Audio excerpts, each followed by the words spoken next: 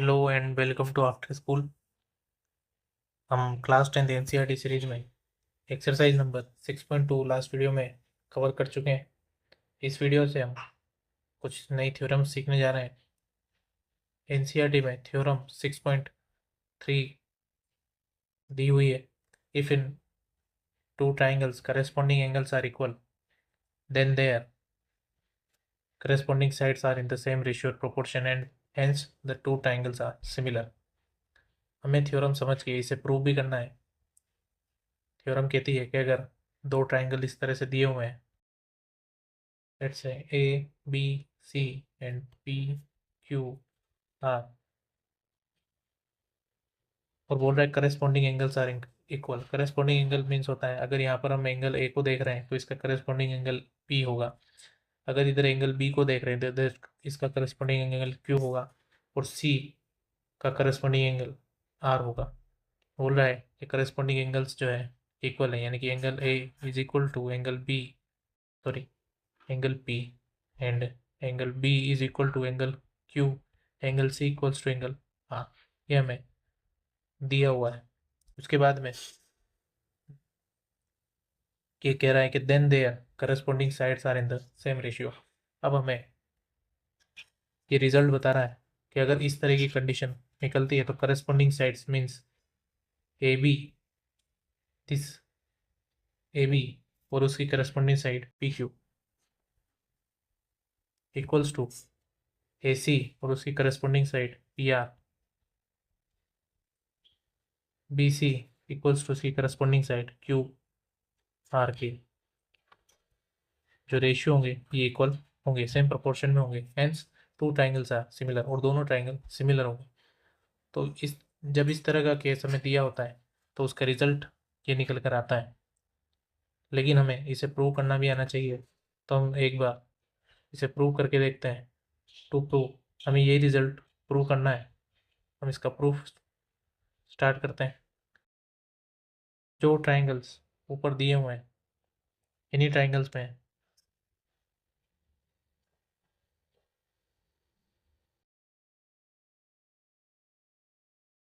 कुछ कंस्ट्रक्शन करते हैं। जो ट्राइंगल पी क्यू आर है इसमें मैं एक लाइन डी ई कंस्ट्रक्ट करता हूँ।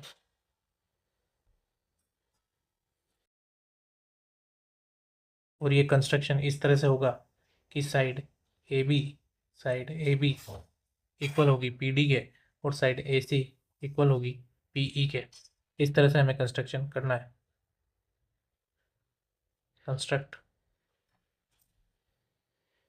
D E which cuts P Q at D and P R at E, और इस तरह से so that A B equals to P D हो और A C equals to P E हो। इस तरह से हमें लाइन कंस्ट्रक्ट करनी है। इतना करने के बाद में हम देखते हैं कि दोनों ट्राइंगल में एंगल ए एंगल पी के बराबर आ रहा है। A B is equal to A P D और A C equals to P E, यानी कि दोनों ट्राइंगल कॉन्ग्रुएंट होंगे। ट्राइंगल ए बी सी और triangle P D E congruent होंगे बिकॉज एक एंगल दोनों में सेम आ रहा है।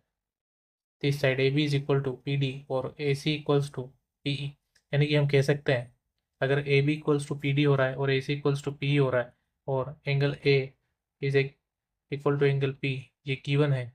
ये दोनों और A B equal to P D या है बाई कंस्ट्रक्शन, और A C equals to P भी आया है बाई कंस्ट्रक्शन, यानी कि हम कह सकते हैं triangle A B C is congruent to triangle P D E. और इसमें कौन सी कॉन्ग्रुएंसी लगी है, दो साइड इसमें यूज हुई है, यानी कि और एक एंगल यानी कि साइड कॉन्ग्रुएंसी यहाँ पर लगी है। अगर इतना समझ में आता है तो कॉन्ग्रुएंसी की प्रॉपर्टीज है। हम देख सकते हैं कि एंगल बी जो है वो इक्वल होगा एंगल डी के, और एंगल सी जो है वो इक्वल होगा एंगल ई के। ये कैसे हुआ? ये कॉन्ग्रुएंसी अगर प्रूव हो जाती है, यानी कि उसके तीनों करस्पॉन्डिंग एंगल्स आपस में इक्वल होंगे और तीनों करस्पॉन्डिंग साइड्स आपस में इक्वल होगी, यानी कि हम कह सकते हैं इस रिजल्ट से, हमने कॉन्ग्रुएंसी प्रूव की, इस रिजल्ट से हम कह सकते हैं angle B is equals to angle D, angle B is equals to angle D. और हमें गिवन है angle B is also equals to angle Q, ये हमें दिया हुआ है, angle B is equals to angle Q. ये तो congruence part of congruent triangle, sorry corresponding part of congruence triangle से angle B equals to angle D और angle B equals to angle Q हमें दिया हुआ है। यानी कि हम बोथ इक्वेशन से रिजल्ट निकाल सकते हैं कि एंगल बी जो है एंगल डी और एंगल क्यू दोनों के बराबर होगा, यानी कि हम डायरेक्ट लिख सकते हैं angle D is equal to angle Q. मैं वापिस से जो हमारा ट्राइंगल पी क्यू आर है इसे ड्रॉ करता हूँ। पी क्यू आर, यहाँ पर डी और यहाँ पर ई। हमने यहाँ पर प्रूव किया कि एंगल डी जो है एंगल क्यू के बराबर है, एंगल डी एंगल क्यू के बराबर है। अगर दो लाइन्स इस तरह से है डी ई क्यू और आर, अगर एंगल डी एंगल क्यू के बराबर है तो ये जब ही होता है जब करेस्पॉन्डिंग एंगल्स वाली प्रॉपर्टी लगे। और करेस्पॉन्डिंग एंगल वाली प्रॉपर्टी जब लगती है जब both lines are parallel to each other, यानी कि एंगल डी और एंगल क्यू बराबर है। इसका ये मतलब निकल कर आता है कि D E is parallel to Q R, D E is parallel to Q R. ये रिजल्ट हमने निकाल लिया बिकॉज डी और क्यू जो है करेस्पॉन्डिंग एंगल्स है।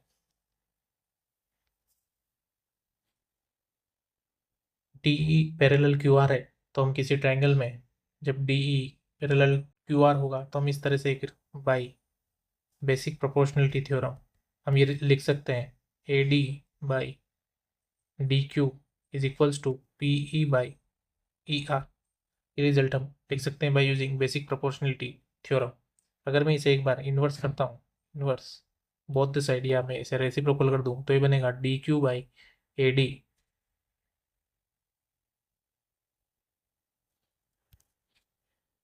ये पी डी है, P D by D Q is equals to P E by E R. यानी कि मैं इसे रेसिप्रोकल करता हूँ, ये बनता है D Q by P D is equals to E R by P E. मैं अगर बोथ साइड वन ऐड करूँ तो D Q by P D plus one A D, one both sides,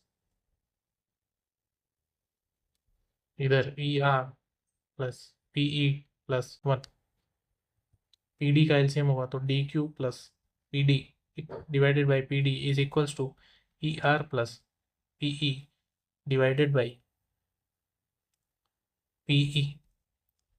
अब हम हमारे इस ट्राइंगल पी क्यू आर में देखते हैं D Q plus P D, D Q plus P D जो है वो पी क्यू के बराबर होगा। Similarly P E by E R P R के बराबर होगा। इसे इस तरह से लिखते हैं, अगर D Q by P D equal to है पी क्यू के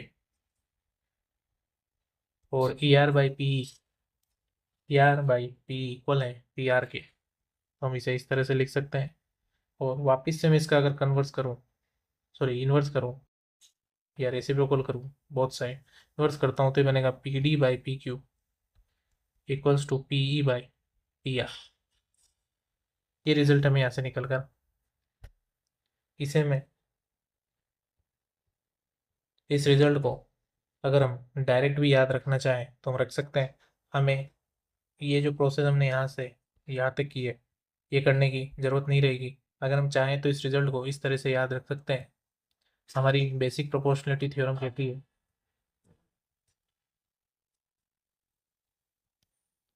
P D by Q D is equals to P E by E R. हम चाहें तो इसे जो साइड्स है पूरी साइड्स उसके रेशियो में भी लिख सकते हैं, यानी कि हम इसे P D by P Q पूरा equals to P E by E R इस तरह से भी लिख सकते हैं।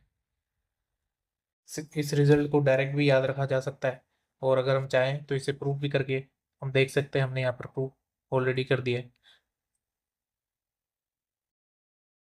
इसके बाद हमें कॉन्ग्रुएंसी प्रूव करने के लिए A B equals to P D और A C equals to P हमने कंस्ट्रक्ट किया था। तो ए बी की जगह पी डी और पी डी की जगह ए बी रखा जा सकता है और ए सी की जगह पी रखा जा सकता है। तो हम देखते हैं यहाँ पर हमें रेशियो में पी को हम रिप्लेस कर सकते हैं, पी डी को हम रिप्लेस कर सकते हैं ए बी से क्योंकि हमने कंस्ट्रक्शन किया था, और पी को हम रिप्लेस कर सकते हैं ए सी से। तो हम पी डी की जगह ए बी रखते हैं, पी डी की जगह हम ए बी रखते हैं, नीचे P Q as it is, और पी ई की जगह हम रखते हैं A C divided by P R. और हमें यही रिजल्ट प्रूव करना था, A B by P Q equal to A C by P R, A B by P Q equals to A C by P R. अभी तक हमने इतना ही part prove किया है। हमें B C by Q R को भी prove करना है। तो B C by Q R के लिए हमें अगेन कंस्ट्रक्शन करना पड़ेगा। B C by Q R के लिए हमें अगेन कंस्ट्रक्शन करना पड़ेगा। अगर फर्स्ट केस में ट्राइंगल इस तरह से था पी क्यू आर, तो हमने कंस्ट्रक्शन इस तरह से किया था।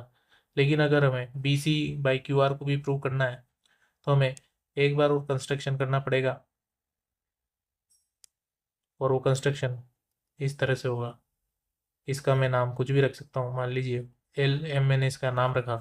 तो हमें वापस से यही प्रोसेस करनी होगी और ये प्रूव करना होगा कि एल एम जो है पी आर के पैरेलल है। उसके बाद हमें फिर से बेसिक प्रोपोर्शनलिटी थ्योरम लगाकर रिजल्ट लाना होगा, और एट द एंड हम पाएंगे कि रिजल्ट जो है B C by Q R equals to A C by P R और equals to A B by P Q आ गया। लेकिन यही काम हमें बार बार नहीं करना होता मैथ्स में। अगर हमने एक बार कोई रिजल्ट निकाल लिया तो हम उसे डायरेक्टली यूज़ कर सकते हैं, और यही प्रोसेस अगर हम बार बार करेंगे तो हमारा प्रूफ काफ़ी लंबा हो जाएगा और उसको करने का कोई मीनिंग नहीं निकलेगा। तो हम लिख सकते हैं सिमिलरली, सिमिलरली हमारे दोनों ट्राइंगल ए बी सी और P Q R, A C by P R equals to this A C by P R is equals to B C by Q R, B C by Q R. और इसे मैं equation 1 नाम दे देता हूँ, इसे मैं equation 2 नाम दे देता हूँ। तो फ्रॉम इक्वेशन 1 एंड 2 हमें क्लियरली दिख रहा है कि A B equals to P Q है equals to A C by P R है, तो इक्वल होगा B C by Q R के।